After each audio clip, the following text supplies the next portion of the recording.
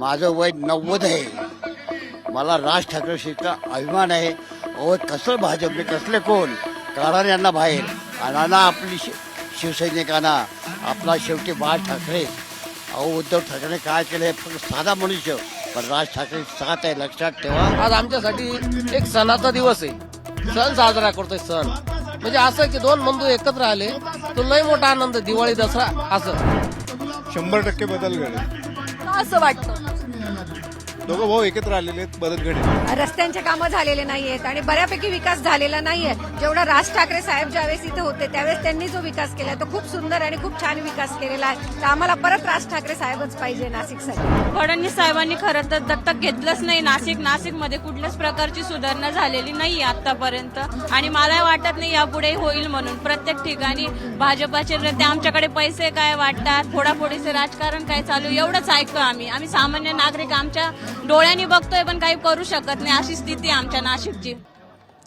15 जानेवारी रोजी महाराष्ट्रात 29 जागांवर 29 महापालिकांवर निवडणूक होणार आहे आणि त्यासाठी सगळेच पक्ष जय्यत तयारी करतायत आणि आपण सध्या नाशिकचा माहोल काय आहे ते जाणण्यासाठी थेट या मैदानात आलो आहे जिथे राज आणि उद्धव ठाकरे अगदी थोड्याच वेळात त्यांच्या उमेदवारांशी मतदारांशी संवाद साधणार आहेत. तर खरं तर ही अत्यंत महत्वाची एक जागा आहे कारण इथे याच ठिकाणी बाळासाहेब ठाकरेंनी सुद्धा अनेक भाषणं केलेली आहेत आणि शिवसेना ही हा पहिला पक्ष होता ज्याने इथली पालिका स्थापन झाल्यापासून तिथे राज्य केलं. त्यानंतर भाजपने त्यामध्ये प्रवेश घेतला. त्यानंतर महाराष्ट्र नवनिर्माण सेनेने साधारण 2012 ते 2017 संपूर्णपणे या महापालिकेवर राज्य केलं आणि आता त्यानंतर याच ठिकाणी जिथे बाळासाहेबांनी सुद्धा अनेक भाषणं केलेली आहेत त्याच ठिकाणी राज आणि उद्धव हे एकाच मंचावर असणार आहेत आणि युती त्यांनी जाहीर केल्यानंतरचा हा पहिलाच असा क्षण असणार आहे ज्यावेळी हे दोघं भाऊ आपल्याला एकाच मंचावर भाषण करताना दिसतील. कारण महापालिकेच्या निवडणुका जाहीर झाल्यानंतर आपण त्या दोघांना अनेक पत्रकार परिषदा घेताना पाहिलं. अनेक ठिकाणी ते एकत्र दिसले मात्र दोघांची भाषणं ही एकत्र या महापालिकेसाठी पहिल्यांदा होत आहेत आणि पहिलं ठिकाण हे नाशिक आहे. सध्या नाशिकच्या महापालिकेबद्दल सांगायचं झालं तर इथे 122 जागा आहेत आणि त्यासाठी 700हून अधिक उमेदवार उभे आहेत आणि भारतीय जनता पक्षाचे अधिक उमेदवार रिंगणात उतरलेले आहेत. आणि जर आपण शिवसेना उद्धव बाळासाहेब ठाकरे पक्षाचा आकडा बघितला तर एकूण 80 उमेदवार हे त्यांनी दिलेले आहेत आणि महाराष्ट्र नवनिर्माण सेनेने 30 उमेदवार रिंगणात उतरवलेले आहेत. आणि त्याचबरोबर महत्वाचं म्हणजे पहिल्यांदाच असं झालेलं आहे की महाविकास आघाडीमध्ये मनसेच्या सोबतीने काँग्रेस, उद्धव बाळासाहेब ठाकरे, राष्ट्रवादी, शरदचंद्र पवार हे सर्वच पक्ष एकत्रित निवडणूक लढवताना पाहायला मिळतात आणि आपल्याला एकंदरीत इथलं वातावरण आम्ही दाखवायचा प्रयत्न करतो.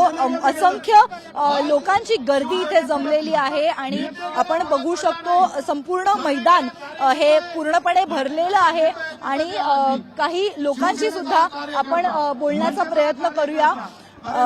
दादा काय सांगाल नाशिकमध्ये आता तुम्हाला काय अपेक्षा आहे, नेमक्या काय अशा गोष्टी आहेत त्यासाठी तुम्हाला असं वाटतं हे दोन भाऊ परत एकदा क्रांती करून आणतील? पहिले महत्वाचा विषय तर आज आमच्यासाठी एक सणाचा दिवस आहे.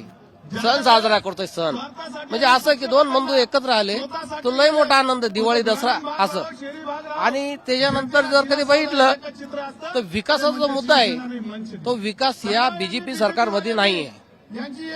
फक्त वाटतं का असं वाटतं? गेली 2017 पासून त्यांनी इथे काम केलेलं आहे असा त्यांचा दावा आहे. विकास फक्त त्यांच्याच होतो, नेत्यांचा होतो, जनतेचा नाहीये. रस्त्यावर फिरून बघा तुम्ही रस्त्यांची अवस्था काय. आता निवडणुका आल्या म्हणून तुम्ही रस्त्याचे कामं चालू केले. पावसाळ्यात काय अवस्था होती, एका रस्त्याला 4-4 वेळेस यांनी बुजवले. एक महिन्यामध्ये दर हप्त्याला रस्ते बनवत होते. आणखी आपण काही लोकांशी बोलण्याचा प्रयत्न करूया. सर नाशिक बद्दलचं सांगायचं झालं तर नाशिकच्या अगदी जवळून समृद्धी महामार्ग जातो. मात्र समृद्धी महामार्गाचा नाशिककरांना किती फायदा झालेला आहे असं काही सांगता येणार नाही. साधारण काय अशा गोष्टी आहेत ज्यामुळे तुम्हाला असं वाटतं उद्धव आणि राज ठाकरे हे एकत्र आल्यानंतर नाशिकमध्ये बदल घडेल? 100% बदल घडेल. का असं वाटतं? दोघं भाऊ एकत्र आलेले आहेत, बदल घडेल. यापूर्वी मनसेने सुद्धा नाशिकमध्ये काम केलेलं आहे. 5 वर्षांसाठी त्यांची सत्ता होती. कसा अनुभव होता त्यांचा? चांगला अनुभव होता. एकंदरीत आपण पाहिलं तर लोकांसाठी हा भावनिक मुद्दा आहे. राज आणि उद्धव ठाकरे एकत्र येणं हा अनेकांसाठी भावनिक मुद्दा आहे आणि नाशिकमध्ये मनसेने अगोदर 5 वर्ष सत्ता केलेली आहे आणि त्यानंतर आज पुन्हा एकदा राज आणि उद्धव आपल्याला इथे एकत्र येताना पाहायला मिळणार आहेत. काही महिलांची सुद्धा आपण बोलूया. ताई, काय सांगाल, भारतीय जनता पक्षाचा कसा अनुभव होता? इथे गेली 5 वर्ष त्यांची सत्ता होती आणि त्यांचा असा दावा आहे की त्यांनी मोठा विकास इथे घडवून आणलेला आहे. अनेक प्रॉमिसेस सुद्धा केलेले आहेत. काय काय तुम्हाला अपेक्षा होत्या ज्या पूर्ण नाही झाल्या? रस्त्यांचे कामं झालेले नाहीयेत आणि बऱ्यापैकी विकास झालेला नाहीये. जेवढा राज ठाकरे साहेब ज्यावेळेस इथे होते त्यावेळेस त्यांनी जो विकास केला तो खूप सुंदर आणि खूप छान विकास केलेला आहे. तर आम्हाला परत राज ठाकरे साहेबच पाहिजे नाशिकसाठी. त्यासाठी आम्ही सभेसाठी आलेलो आहोत. तपोवन हा एक विषय मध्ये पेटला होता आणि अजूनही तो सॉल्व्ह झालेला नाहीये. तर त्याबद्दलचं नेमकं काय म्हणणं आहे? काय भूमिका तुमची आहे नाशिककरांची? नाशिककरांची भूमिका आहे की वृक्षतोड झाली नाही पाहिजे, कारण की आमचं नाशिकचं सौंदर्य म्हणजे आमची झाडं आहेत आणि ते तुटले नाही पाहिजे. त्यासाठी पर्यायी त्यांना दुसरी जागा दिली पाहिजे आणि कुंभमेळ्यासाठी जागा अवेलेबल आहे नाशिकमध्ये वेगवेगळ्या ठिकाणी, पण वृक्षतोड झाली नाही पाहिजे. यासाठी आम्ही सगळे नाशिककर तत्पर आहोत. कुंभमेळा जेव्हा नाशिकमध्ये होतो तेव्हा इथे नक्कीच रोजगार सुद्धा उपलब्ध होत असेल. अनेकांच्या अशा तक्रारी होत्या की हे कंत्राटं जी असतात ती बाहेरच्या लोकांना दिली जातात, नाशिकच्या लोकांना दिली जात नाही. हो, हे बरोबर आहे. हे जे ठरलेले आहेत भाजपचे जे मेन लोक आहेत त्यांनाच दिली जातात, जे बाहेर गावून येतात आणि बिझनेस करतात. जे नाशिककर आहेत त्यांना त्याचा फायदा मिळत नाही. तर यावेळेस नाशिककरांनाच मिळावं यासाठी आम्हाला मराठी माणूस पाहिजे आहे आणि त्याचसाठी आज आम्ही सभेसाठी आलेलो आहोत. 2017च्या निवडणुकीपूर्वी देवेंद्र फडणवीस हे तेव्हा सुद्धा मुख्यमंत्री होते आणि त्यांनी एक असं प्रॉमिस केलं होतं की ते नाशिकला दत्तक घेणार आहेत आणि नाशिकमध्ये विकास आणणार आहेत. तर आपण नागरिकांशी चर्चा करूया. तुम्हाला काय वाटतं? देवेंद्र फडणवीसांनी एक प्रॉमिस केलं होतं, मी हे नाशिक दत्तक घेईन. काय काय गोष्टी दत्तक घेतल्यानंतर झाल्या असं तुम्हाला वाटतं? फडणवीस साहेबांनी खरं तर दत्तक घेतलंच नाही. नाशिकमध्ये कुठल्याच प्रकारची सुधारणा झालेली नाही आतापर्यंत आणि मला वाटत नाही यापुढे होईल म्हणून. प्रत्येक ठिकाणी भाजपाचे नेते आमच्याकडे पैसे काय वाटतात, फोडाफोडीचे राजकारण काय चालू एवढंच ऐकतो आम्ही सामान्य नागरिक आमच्या डोळ्यांनी बघतोय पण काही करू शकत नाही. अशी स्थिती आहे आमच्या नाशिकची. महाराष्ट्राचा एक अत्यंत मोठा रस्ता, मोठा प्रकल्प, समृद्धी महामार्ग अगदी शेजारी आहे तुमच्या, तर त्याचा तुम्हाला काही फायदा नाही आहे? नक्कीच फायदा आहे, पण तो सगळ्यांनाच झालेला आहे फायदा. तो माझ्या एकटीला झाला असं नाही, पण सामान्य नागरिक काही रोज प्रवास करू नाही शकत. त्यांच्यापर्यंत अशी काहीतरी योजना गेली पाहिजे ना. आता तुम्ही 1500 रुपये आणले भाजपाने, पण जे सर्वसामान्य नागरिक आहे त्यांच्यापर्यंत नाही पोहोचत. ते ज्या लोकांना खरंच गरज नाही त्याच लोकांपर्यंत तो पैसा पोहोचलेला आहे. आता आमच्या नावावर काहीच नाही तरी पण आमचे पैसे बंद झालेले. ही खात्री केली का सरकारने? नाही केली. ज्यांना नाही पाहिजे त्यांना ते पैसे मिळतात. आम्ही डोळ्याने बघतो पण काहीच करू शकत नाही या गोष्टीवर. 10 वर्षापूर्वी आणखी एक प्रॉमिस भारतीय जनता पक्षाकडून केलं गेलं होतं आणि ते होतं आयटी पार्क्सचं. आपण काही यंग जनरेशन कडून जाणून घेऊया. आयटी पार्क्स महाराष्ट्राच्या नाशिकमध्ये आणणार असं प्रॉमिस करण्यात आलं होतं. आपण पुण्यात पाहिलं, हिंजेवाडी आयटी आहे, मुंबई शहर मेट्रोपॉलिटन सिटी आहे. तर नाशिकमध्ये युवाला काय काय कामाच्या गोष्टी अशा तुम्हाला वाटतात की आयटी पार्क सारखी गोष्ट व्हायला हवी? नक्कीच नाशिक आपण जर बघतोय की मुंबई पुण्यानंतर सर्वात जास्त ज्या ठिकाणी कुठे ऑपॉर्च्युनिटीज आहेत किंवा ज्या ठिकाणी लोक आशेने बघतायत, जी तरुणाई नाशिकमध्ये आपण बघतोय की ऑपॉर्च्युनिटीजसाठी सर्च करते, तर मला असं वाटतं नाशिकमध्ये आयटी पार्क किंवा अनेक वेगवेगळ्या ऑपॉर्च्युनिटीज येण्याची नक्की गरज आहे. त्यासाठी मला असं वाटतं की राजकारण वगैरे या सर्व गोष्टी बाजूला ठेवून आपण डेव्हलपमेंटकडे, होलिस्टिक डेव्हलपमेंटकडे, ग्राउंड लेवल डेव्हलपमेंटकडे आपण कसं लक्ष देऊ शकतो याचा राजकारण्यांनी विचार केला पाहिजे. आणि जे आपण बघतोय की नुसतं नाशिकपुरती ही गोष्ट मर्यादित नाहीये, तर आपण बघतोय की खूप सारे प्रोजेक्ट्स हे महाराष्ट्राकडनं गुजरातकडे वळवले गेले. हे याचे अत्यंत ज्वलंत उदाहरण आपण आपल्या पास्टमध्ये बघू शकतो. तर मला हेच वाटतंय की जर आपण थोडासा विश्वास जर ठाकरे बंधूंवर दाखवला, महाराष्ट्राची अस्मिता जपण्यासाठी त्यांनी इतके प्रयत्न चालवले, जे आवाज ते उठवतात. मराठी माणसावर जेव्हा आवाज उठतो, मराठी माणसावर जेव्हा अन्याय होतो, तेव्हा सर्वात पहिले कोणी पुढे येत असेल तर ती महाराष्ट्र नवनिर्माण सेना आहे. तो उद्धव बाळासाहेब ठाकरेंचा शिवसेना हा पक्ष आहे. तर मला असं नक्की वाटतं की तरुणाईने थोडा विश्वास ठाकरे बंधूंवर दाखवावा, एक संधी त्यांना द्यावी, बदल नक्कीच घडेल. यापूर्वी सुद्धा मनसेने इथे काम केलेलं आहे 5 वर्षांसाठी. त्यानंतर का मनसेला पुन्हा संधी नाही दिली गेली? भाजपने नंतर सत्ता मिळवली, त्यानंतर आता का असं वाटतंय की मनसेला पुन्हा लोक विश्वास मनसेवर ठेवतील? तर याचं मी तुम्हाला सांगू शकते की जो आपण बघतोय की मागच्या काही वर्षांमध्ये भाजपने हुकुमशाही गाजवण्याचा जो प्रयत्न केलाय, एक हाती सत्ता मिळवण्याचा जो प्रयत्न केलाय, जे एबी फॉर्म पळवण्यापासून कार्यकर्त्यांवर होणाऱ्या अन्यायापर्यंत आपण सर्व गोष्टी बघितल्या. तर मला असं वाटतं नक्कीच या घाणेरड्या राजकारणाला लोक कंटाळलेत. ज्यावेळी राजसाहेबांच्या हातामध्ये ही धुरा होती, नाशिकमध्ये जेव्हा मनसेचं सरकार होतं तेव्हा असे घाणेरडे प्रकार कधी होत नव्हते. विरोधी पक्षाला देखील तितकाच आवाज होता जितका सत्ताधारी पक्षाला होता. पण गेल्या काही वर्षांपासून भाजपने विरोधी पक्षांना डांबून टाकण्याचा आणि त्यांचा नेस्तनाबूत करण्याचा जो प्रयत्न चालवला, याला लोक आता त्रस्त झालेत आणि म्हणूनच आता संधी ठाकरे बंधूंच्या हातात आहे. तरुणाईचा जो प्रश्न आहे आयटी पार्कचा, त्याबद्दल आपण आणखी बोलण्याचा प्रयत्न करूया.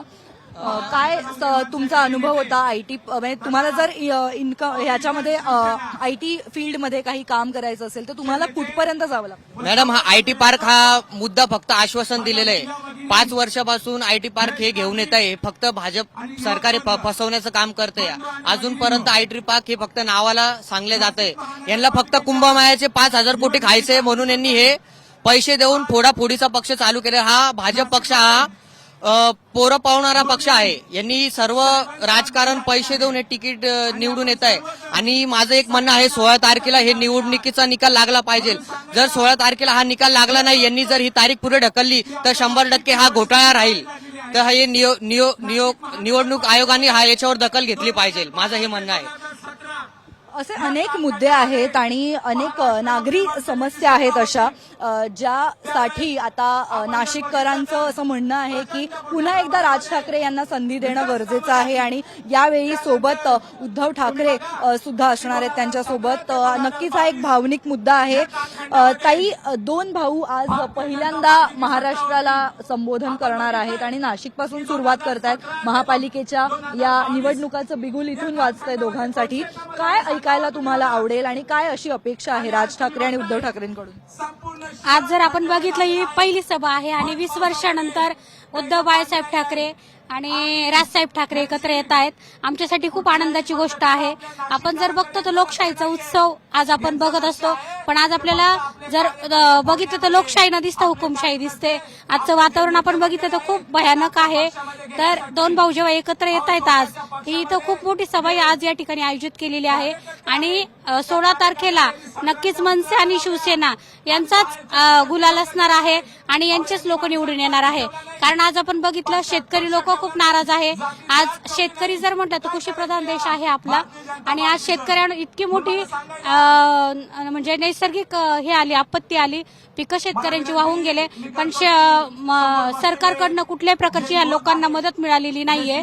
पण आज ज्या वेळेला हे दोघं एकत्र येत आहेत, आम्हाला खूप आनंद होत आहे आणि नक्कीच मनसे आणि शिवसेना यांचे जास्तीत जास्त उमेदवार निवडून येणार आहेत. नक्कीच नाशिकमध्ये मोठ्या प्रमाणात शेती व्यवसाय सुद्धा होतो, त्यामुळे कृषी क्षेत्रासाठी सुद्धा या पक्षांनी काम करण्याची अपेक्षा या लोकांना आहे. सर, आपण नाशिकमध्ये जर हवा बघितली तर म्हणजे प्रदूषणाच्या दृष्टिकोनाने आपण जर पाहिलं तर मुंबई आहे किंवा इतर शहरं आहेत, त्या तुलनेने इथे अतिशय चांगली हवा प्रदूषणाच्या दृष्टीने आहे. काय अशा समस्या आहेत? ट्रॅफिकचा प्रॉब्लेम आहे का? रस्त्यांचा प्रॉब्लेम आहे का? काय काय नागरी समस्या आहेत? आता सध्या तरी नाशिकमध्ये रस्त्यांचा खूप प्रॉब्लेम आहे आणि नागरी समस्या पण खूप प्रमाणात आहेत, है ना. ज्याप्रमाणे विकास व्हायला पाहिजे होता त्या पद्धतीने नाही होत आता सध्या, है ना. आज दोन्ही बंधू एकत्र आले, आम्हाला खूप आनंद झालेला आहे आणि त्यांना ऐकण्यासाठी आम्ही आज इथं उपस्थित राहिलो आहे. किती आकडा मिळेल दोघा भावांना असं तुम्हाला वाटतं? म्हणजे 2 भावांची जर बेरीज केली तर 109 त्यांचे उमेदवार होतात, त्यापैकी किती जिंकतील अशी अपेक्षा आहे? दोन्ही बंधू विजय तर नक्कीच होणार आहे. आकडा नक्की सांगता येणार नाही, पण विजय तर नक्कीच होणार आहे मॅडम. लोकांना विश्वास आहे राज आणि उद्धव ठाकरे हे विजयी होतील असा, आणि अनेक ट्रॅफिक पासून ते ट्रॅफिक कंजेशन असेल किंवा रस्त्यातील खड्डे असतील, अशा अनेक गोष्टी आहेत जे मुद्दे या निवडणुकीमध्ये समोर आलेले आहेत, आणि अनेक आश्वासनं भारतीय जनता पक्षाकडून दिली गेली होती जी पूर्ण झाली नाहीत असं इथल्या नाशिककरांचं म्हणणं आहे. काय काय काय अशा गोष्टी आहेत ज्यामुळे तुम्हाला वाटतं की राज आणि उद्धवला संधी द्यायला हवी? या वर्षात इकडे रस्ते खराब झाले आहेत, पाणी मिळत नाही वेळेवर, कचरा गाड्या वेळेवर येत नाहीत, सगळी दुर्व्यवस्था झाली आहे नाशिकची. यामध्ये मोठ्या प्रमाणात शेतकरी सुद्धा आहेत, नाशिकमध्ये मोठा कृषी व्यवसाय सुद्धा चालतो, तर त्यांच्या दृष्टिकोनाने काय काय गोष्टी तुम्हाला वाटतं की ज्या मांडल्या गेल्या पाहिजेत? शेतकऱ्यांना योग्य भाव मिळाला पाहिजे, शेतकऱ्यांना त्यांचं कर्जमाफ झालं पाहिजे, बऱ्याचशा गोष्टी कर्ज शेतकऱ्यांना मिळाल्या पाहिजे. नाशिक महापालिकेची जी जी काही कामं आहेत ती भाजपने केलीत काय? काही केले नाही, काही केले नाही. खरं एकच पक्ष शिवसेना आणि मनसे, बाकी कोणी करू शकणार नाही. असं वाटतं कारण त्यांची ताकद आहे, ठाकरे ब्रँड आहे, महाराष्ट्रामध्ये ठाकरे ब्रँडच पाहिजे. नाशिककरांनी 2017 मध्ये मनसेला पुन्हा का नाही निवडून दिलं? अहो काही लोकांनी असं भ्रष्टाचार करून त्याच्यामुळे शिवसेनेचा नाश झाला. आमची शिवसेना आणि मनसे एक चांगला पक्ष आहे. उद्धव बाळासाहेब ठाकरे आणि राज ठाकरे हे चांगले माणूस आहे, आणि आमच्या शेतकऱ्यांचा खूप प्रश्न आहे. आम्हाला भाताला भाव नाहीये, सोयाबीनला भाव नाहीये, आमचा लिंक रोडचा रोड किती लोक ऍक्सिडेंट म्हणून मरून गेलेले. या कोणत्याही काळामध्ये काहीच काम झालेलं नाही, म्हणून आम्हाला ठाकरे ब्रँडच पाहिजे महाराष्ट्रामध्ये. ठाकरे ब्रँडचा पुन्हा पुन्हा उच्चार होताना आपल्याला अनेक ठिकाणी पाहायला मिळतोय, आणि वाजत गाजत वेगवेगळ्या प्रकारे मिरवणुका काढत लोक इथे येत आहेत. आपापल्या उमेदवारांच्या सोबत त्यांना पाठिंबा दर्शवण्यासाठी लोक येत आहेत, आणि आपण बघितलं तर हळूहळू संपूर्ण मैदान हे भरलेलं आहे. का असं वाटतं की या दोघा भावांना आता संधी द्यायला हवी? भारतीय जनता पक्षाने अशा कोणत्या गोष्टी होत्या ज्या पूर्ण केल्या नाहीत, ज्या या दोघांकडून तुम्हाला पूर्ण करण्याच्या अपेक्षा आहेत? नाशिक शहरात जो विकास हवा होता तो झाला नाही आजपर्यंत. सर्व बिल्डरांच्या घशात टाकायचं बुवा, हे त्यांचं भाजपचं काम आहे. मराठी माणसासाठी आपल्याला ठाकरे सेनेला निवडून द्यायला पडेल. अनेकांचं असं सुद्धा म्हणणं असतं की ज्या पक्षांबरोबर हे दोघं भाऊ आहेत, काँग्रेस असेल, राष्ट्रवादी असेल, त्यांची विचारधारा वेगळी आहे, आणि नाशिकमध्ये जितक्या पूजा अर्चा या सगळ्या गोष्टी होतात त्याला एक धोका लागू शकतो असं सुद्धा काही जणांचं म्हणणं असतं. तर का असं तुम्हाला वाटतं की हे बोललं जात असेल? असं नाहीये. आज तुम्ही भाजपला पाहताय की MI बरोबर मिळून ते गव्हर्नमेंट बनवत आहेत छोटी छोटी महानगरपालिकेमध्ये. तर विचारधारा सर्व साईडला टाकून लोक आपले फायद्यानुसार मिळून जॉईन होऊन आज गव्हर्नमेंट बनवत आहेत. तर विचारधारा कुणाची राहिली नाहीये. ऍटलिस्ट हे लोक कमीत कमी मराठी माणसासाठी लढत आहेत. हे एक सर्वात जास्त इम्पॉर्टंट पॉइंट आहे, जे मराठी माणूसने एकत्र येऊन भाजपला साईडला टाकला पाहिजे. इथे भाजप मराठी माणसांसाठी काम नाही करत. मी असं नाही बोलणार की पूर्ण करत नाही, पण भाजप जास्त काम करत नाही. फक्त त्यांच्या कुंभमेळा आणि कुंभमेळ्यामध्ये जास्त हे आहे. कुंभमेळा करून काय होणार आहे? काय निष्पन्न होणार नाहीये. 1, 2, 3, 6 महिने चालणार आहे, आणि नंतर परत जे रोजी रोटी आणि हे साठी त्यांनी काहीच केलं नाहीये. एक उद्योग आणला नाही नाशिकमध्ये आज 9 वर्ष. आता तपोवनचा एक मुद्दा मोठ्या प्रमाणात पेटलेला होता, आणि अनेक झाडांची कत्तल त्यामुळे होऊ शकणार होती. आता त्याच्यावर स्टे दिलेला आहे कोर्टाकडून. मात्र काय असं वाटतं तुम्हाला की जर ते झालं असतं तर किती पर्यावरणाचा ऱ्हास झाला असता, आणि नाशिककर जे आपल्या इथल्या निसर्गाला जपतात, अशा आणखी कुठल्या गोष्टी आहेत ज्या तुम्हाला असं वाटतं धोक्यात आहेत जर हे सरकार कंटिन्यू राहिलं तर? जसं तपोवनचं तुम्ही जे सांगितलं की 1680 काहीतरी 80 झाडं कापणार होते, ट्रायब्युनल करणं स्टे आणावं लागलं. बरोबर आहे, हे किती चुकीचं काम करत होते हे त्यांना माहित नाही. फक्त त्यांना ते लँड अक्वायर करायचा होता. मला वाटतं काहीतरी 50 एकर लँड आहे, अक्वायर करून बिल्डरचा हातात द्यायचा होता, म्हणून ते चालू होता. पण काही संस्थांनी ते ओळखला आणि ते कोर्टात गेले आणि त्याच्यावर स्टे आणला. बरोबर आहे. आणि पर्यायी हे सांगितलं, हे करायला हे केलं त्यांना. तर हा आमचा एक विजय सारखाच आहे. आणि नाशिक म्युन्सिपल कॉर्पोरेशनमध्ये पब्लिक त्यांना बरोबर उत्तर देणार आहे यावेळी. लोकांचं हेच म्हणणं आहे की आता निवडणुकांमध्ये येत्या 15 तारखेला भारतीय जनता पक्षाने ज्या गोष्टींकडे दुर्लक्ष केलं त्यांच्या दृष्टीने त्यांना त्याचं उत्तर मिळेल आणि मोठ्या संख्येमध्ये उद्धव बाळासाहेब ठाकरे आणि महाराष्ट्र नवनिर्माण सेना या दोन्ही पक्षांना ते विजयी करून देतील. आणि काही महत्वाचे मुद्दे आहेत ज्यावरून भारतीय जनता पक्षाच्या कामावर प्रश्न उचलले जात आहेत आणि त्यापैकी महत्वाचा मुद्दा आहे तपोवनाचा. तपोवन हे प्रकरण मोठ्या प्रमाणात गाजलं कारण इथे हजारो झाडांची कत्तल होणार होती. कुंभमेळ्यासाठी जो साधूंसाठी एक नवा आश्रम बांधण्यात येणार होता त्यासाठी एक जागा होती तपोवन जिथे या झाडांची कत्तल होऊन ते बांधलं जाणार होतं. आणि अनेक पर्याय दिले असताना सुद्धा ती झाडं तोडण्याचा निर्णय घेतला गेला. मात्र त्यावर आता कोर्टाचा स्टे असल्यामुळे कुठली झाडांची कत्तल झालेली नाहीये. मात्र पर्यायी जागा अजूनही शोधली जाते. दुसरा महत्वाचा मुद्दा इथे कुठेही अजून मेट्रो दिसत नाहीये. हा सुद्धा मुद्दा एक लोकांनी उपस्थित केलेला आहे की नाशिकमध्ये रोड वरून जाण्याचा एकमेव मार्ग आहे. इथे दुसरी कनेक्टिव्हिटी नाहीये लोकांना. त्यामुळे मेट्रोचं जे आश्वासन दिलं गेलं होतं भाजपकडून ते अजूनही पूर्ण झालेलं नाहीये. आपण इतर शहरांमध्ये बघितलं, मुंबई असेल, पुणे असेल, नागपूर असेल, तिथे मेट्रोचं जाळं तयार आहे आणि नक्कीच त्याचा लोकांना कम्युटिंग साठी मोठा फायदा होतो. मात्र अशा प्रकारे कुठेही नाशिकमध्ये अजून काम सुरू झालेलं नाहीये. आश्वासन मात्र दिलं गेलं होतं. त्यानंतर एक आणखी महत्वाचा मुद्दा तो म्हणजे समृद्धी महामार्ग आणि नाशिकची कनेक्टिव्हिटी. खरं तर नाशिकच्या अगदी जवळून समृद्धी महामार्ग जातो असं म्हणायला हरकत नाही. मात्र एक 35 किलोमीटरचा पॅच आहे जो अजूनही कनेक्ट करण्यात आलेला नाहीये. त्यामुळे खेड्यातूनच त्यांना इथपर्यंत यावं लागतं. एक डायरेक्ट जर एक्झिट दिला गेला असता नाशिकपर्यंत समृद्धी महामार्गाचा तर तो नक्कीच फायद्याचा ठरला असता हे सुद्धा अनेकांचं म्हणणं आहे. त्यात एक नाशिकच्या सुपरफास्ट ट्रेन बद्दलचा सुद्धा प्रश्न निर्माण होतोय. नाशिक ते पुणे ही कनेक्टिव्हिटी रेल्वेची अजूनही नाहीये. त्यानंतर IT पार्कचा एक महत्वाचा मुद्दा जे एक मोठं आश्वासन लोकांना वाटलं होतं भारतीय जनता पक्ष पूर्ण करेल. कारण इतर शहरांमध्ये आपण जर बघितलं हिंजवडी IT पार्क असेल, मुंबई किंवा पुण्यातल्या इतरही भागांमध्ये ज्या IT पार्क्सच्या नवीन जागा आल्या, नवीन IT पार्क्स बनले त्यामुळे मोठ्या प्रमाणात रोजगार निर्माण झाला.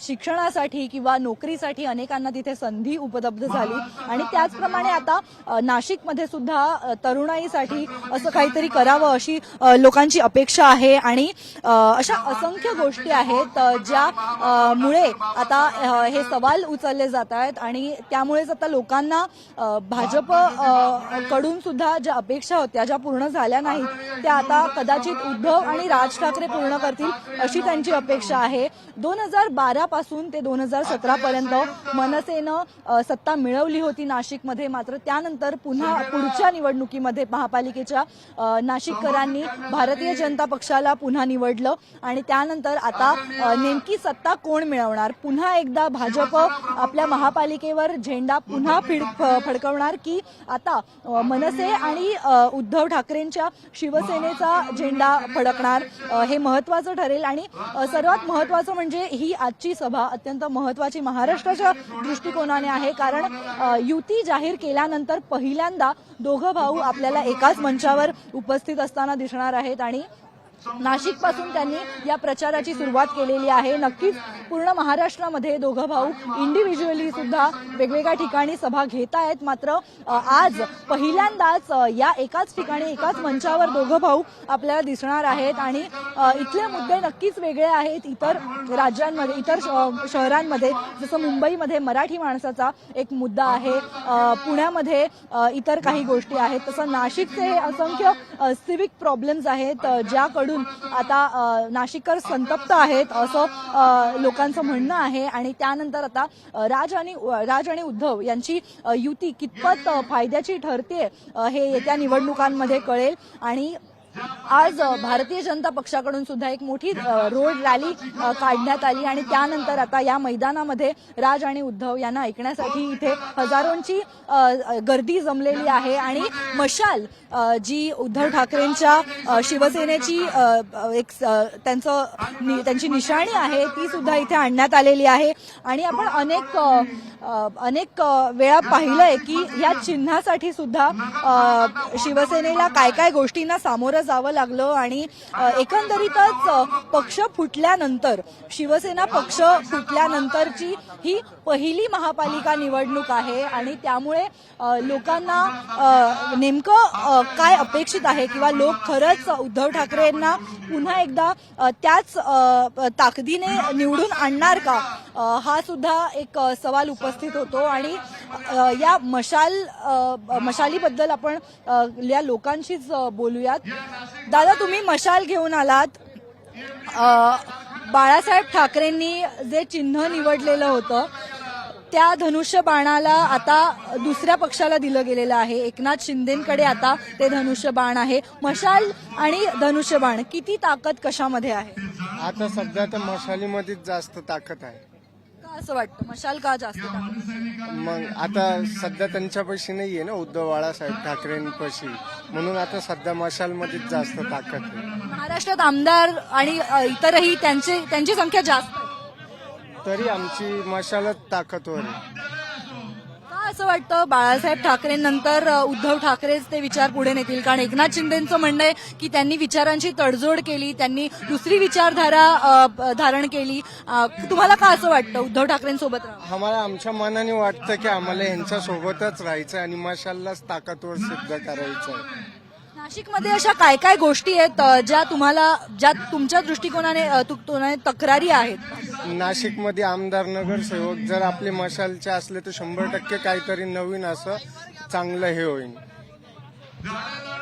हे दृश्य आपण बघू शकतो. नाशिककरांना उद्धव ठाकरेंवरचं हे किती प्रेम आहे हे आपल्याला पाहायला मिळत आहे.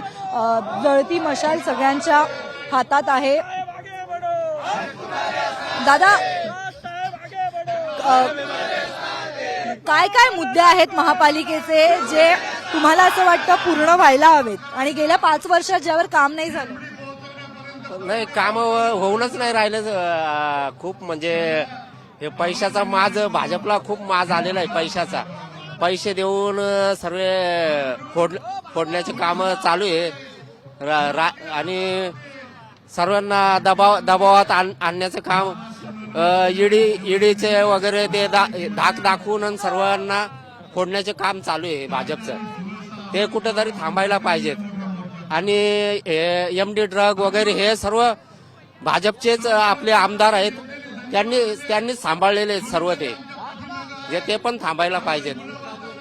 मतदान होण्यापूर्वीच काही जण बिनविरोध निवडून आले. संपूर्ण महाराष्ट्रामध्ये ठाणे, मुंबई, नवी मुंबई अनेक ठिकाणी बिनविरोध निवडून आले. त्याबद्दल काय वाटतं? ते काय पैसे देऊन त्यांनी खरेदी केले, बाकी जे उमेदवार उभे असलेले त्यांनी, बस तेवढंच. पैशाचा माज आहे सर्व. हा, लोकांचा भ्रष्टाचाराचा सुद्धा आरोप आहे भारतीय जनता पक्षावर. आणि आता 15 तारखेला नेमकं काय होतंय हे सुद्धा बघावं लागेल. 15 तारखेनंतर मतदान झाल्यानंतर 16ला नाशिकचं चित्र कसं असेल? जिकडे तिकडे मशालच येणार आहे. जिकडे तिकडे मशालच येणार आहे आणि शिवसेनाच येणार आहे 100%. 2 शिवसेना आहेत तर लोकांचं कन्फ्युजन पण होईल. आमचे ह्या ठाकरे, उद्धव ठाकरे आणि राज ठाकरे यांची शिवसेना 1 नंबरवर येणार आहे 100% सांगतो. तुमच्या दृष्टीने दोन्ही शिवसेनांमधला फरक काय? फरक म्हणजे ही सभा मोठी आहे आणि हाच पक्ष मोठा येणार आहे. एकनाथ शिंदेचं म्हणणं आहे ते खरी विचारधारा बाळासाहेबांची पुढे नेत आहेत, उद्धव ठाकरे नाही. नाही, असं नाही होणार. हे पण आता त्यांचे चिरंजीव म्हणल्यानंतर हे त्यांची पुढे नेणार, हेच नेणार ना त्यांना. नाशिकसाठी काय काय गोष्टी होतील 2 भाऊ आल्यानंतर? काय करेल, सारा नाशिकचा संपूर्ण विकास होईल. जिथे जिथे अत्याचार होणारे ते थांबतील आणि चांगला विकास होईल. 100% सांगतो. युवांची काय अपेक्षा आहे राज आणि उद्धव ठाकरेंकडून? तुमची काय काय अपेक्षा आहे तरुणांसाठी? नोकरी असेल किंवा इतर गोष्टी असतील. मॅडम, मी ऑटो रिक्षा चालवतो. माझं नाव संतोष गोलापे. मी वाहतूक सेनेचा शहर प्रमुख आहे. आमच्या हृदयात बाळासाहेब आहे, म्हणून आम्ही मशाल म्हणून हे करतो. तुम्ही आपल्यासोबत ज्येष्ठ शिवसैनिक सुद्धा आहेत. किती वर्षांपासून तुम्ही शिवसेनेसोबत आहात आणि आज बाळासाहेब ठाकरेंना तुम्ही सुद्धा अनेकदा पाहिलं असेल याच नाशिकमध्ये आणि आज त्यांचा मुलगा भाषण करणार. बाळासाहेब ठाकरेंना पाहिले मी. हॅलो, बोलायचं ना? हॅलो, माझं वय 90 आहे. मला राज ठाकरेंचा अभिमान आहे. अहो, कसं भाजपने कसले कोण कारण यांना बाहेर आणि आपली शिवसैनिकांना आपला शेवटी बाळ ठाकरेच. अहो, उद्धव ठाकरेने काय केलंय? फक्त साधा मनुष्य, पण राज ठाकरे साथ आहे, लक्षात ठेवा. आणि आपल्यालाच मत द्या. मनसेशिवाय नाशकात कोणी नाही, लक्षात ठेवा. किती सुधारणा केल्या आहेत, किती काय केले याचा विचार करा. आणि आमच्या राज ठाकरेला, उद्धव ठाकरेला मताने निवडून आणा, ही आपल्याला विनंती आहे. मी 90 वर्षाचा आहे. माझे इथला अनुभव नाशिकचा, माझा नाशिकचा अनुभव असल्यामुळे इथं शिवसैनिकाशिवाय दुसरं कोणी नाही. आता दोघं भाऊ 20 वर्ष वेगळे होते आणि आता पुन्हा परत आलेले आहेत. बाळासाहेब ठाकरेचं वय सारखं आहे. बाळासाहेब ठाकरेचं वय सारखं आहे. हॅलो, बाळासाहेब ठाकरे मी स्वतः मला मुंबईला फार आवड आहे. लक्षात ठेवा, आपले हा मनसेशिवाय कोणीही नाही. या तुम्हाला जर तारायचं असेल नाशिक, तर नाशिक पुढे आणायचं असेल तर आपला मनसे. हा जल्लोष आपल्याला पाहायला मिळतोय. सर्वांनी मशाली सुद्धा आपल्या हातात घेतलेल्या आहेत आणि ही एनर्जी, हा जल्लोष आपल्याला येत्या 16 तारखेपर्यंत, 16 तारखेनंतर सुद्धा संपूर्ण महाराष्ट्रात सर्वच पक्षांकडून पाहायला मिळणार आहे. आणि आता हा जोश आपल्याला राज आणि उद्धव ठाकरे यांच्या सभेसाठी पाहायला मिळतोय. आकाशात फटाके फोडले जात आहेत. राज आणि उद्धव ठाकरे यांचं आगमन होत आहे आणि त्यासाठी ही हजारोंची संख्या आपल्याला या मैदानावर नाशिकमध्ये पाहायला मिळतोय. आणि आता या पहिल्या संयुक्त सभेमधून राज आणि उद्धव काय संबोधणार? संपूर्ण महाराष्ट्रासाठी अत्यंत महत्वाची सभा आहे. पहिली सभा जिथे राज आणि उद्धव एकत्र एका मंचावर भाषण करणार आहेत. महापालिकेसाठीची ही पहिली सभा आहे आणि त्याची सुरुवात आज नाशिक पासून होते. व्हिडिओ जर्नलिस्ट अनिल शिंदे सोबत मी रुचा कानोलकर, टाइम्स नाव मराठी, नाशिक.